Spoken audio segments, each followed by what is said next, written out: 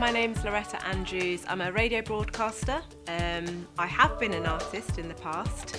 I'm a co-founder of IAMA, and I also help develop artists and manage artists. A question I get asked a lot, and a question I know artists want to know, is when do I get a manager? When do I need a manager? When's the right time for me to get a manager involved? And it's a difficult question to answer because that may be different from every artist depending on where they are in their journey. But I would say as a general rule, it's when things become a bit too much for you to manage yourself. The whole idea of a manager is it's somebody to assist you with your career and to have your best intentions at heart and to help you with those areas that are beginning to distract you from actually being an artist. So I would say if you're starting to get opportunities that you're not sure what to say, how to negotiate them, that might be a good time to get a manager. Or perhaps if just your business side of your artistry is getting too much for you to handle, that might be a good time as well. And particularly if others are beginning to show an interest in you, other platforms or people in the industry, and you're not sure how to respond and you're not sure if somebody's going to take an advantage of you, and you want to have that kind of protective layer there, that might also be a good time to get a manager involved as well. But the whole thing of being an independent artist is you are doing a lot of the work yourself. So I would say, even though I'm a manager, don't be too quick to get a manager too soon. Do as much as you can by yourself for as long as you can. That's because you have control yourself. Not that having a manager means they're going to tell you and control what you do, but it just means you can tailor your career to exactly how you want it to be.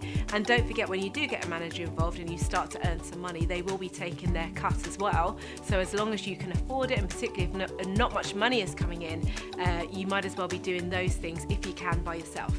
I think there's some very important and clear things that you should look for in a manager when you're finally ready to have a manager.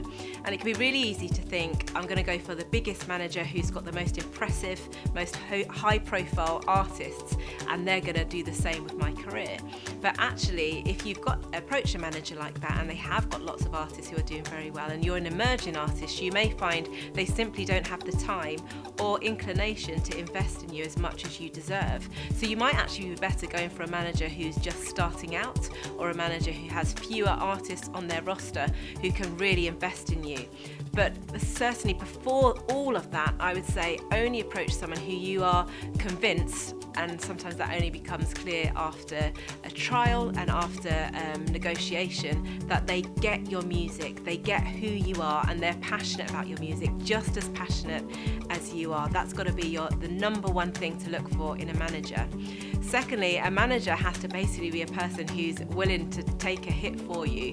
They are going to be the person that are going to be the barrier between you and the label. If they're negotiating a label, the booking agent, the promoter, they should be the person who has got your back in every scenario.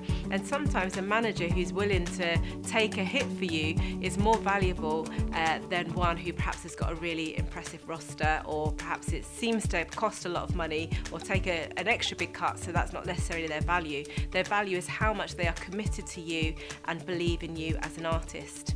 I would always say to make sure you have a trial period with a manager, around 3 to 6 months. In that time, you're going to see if your personalities work together. And managers work in different ways, and you might be looking for a different manager with a different manager style to another artist. For example, you may want a manager who's going to advise you on every aspect of your career, down to how you dress for a photo shoot, the producers that you work with, to which songs you should pick to be on your album. Or you might be the kind of artist who wants someone to take care of your business, but to kind of be at an arm's length and let you make all of the creative decisions as well. You need to have those conversations up front and be really clear with your manager. Make sure that your style matches their approach and that works well together. Also, be really aware of the management fees. Typically, that would be 20%. Sometimes it's lower. Sometimes you can have 2 managers and that might be 10% each. But the average is around 20% for a manager's cut. Another debate amongst managers is whether to have a contract or not. In many ways, a contract is to protect you as much as it is to protect the manager.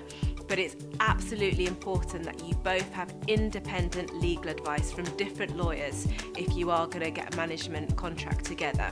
However, some artists, including the legendary Stevie Wonder, has never had a contract with his manager he's had for over 40 years.